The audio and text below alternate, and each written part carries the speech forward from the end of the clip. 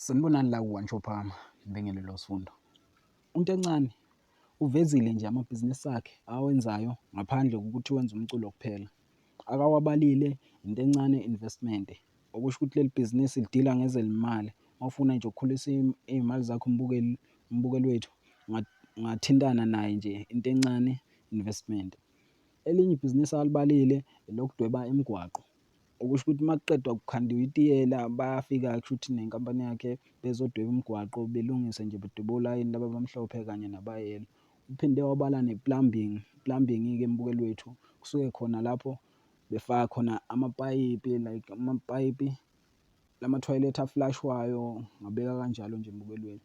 Uthe elinye ibhizinisi labo bane-factory akabambisene nomunye nje umlungu abenza khona amantruksutu kanye namajakhethi nama-t-shirt. Ubeke esebeka-ke ukuthi hhayi, ungakhona nje ukuxhasa nawe mbukeli wethu. Uma ungafinyelela ukuxhasa nje la ufinyelela khona, uNtencane Foundation, lapho khona belekelela nje abantu abantulayo.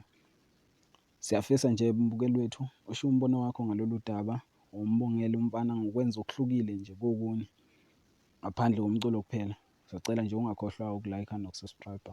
Ngiyabonga.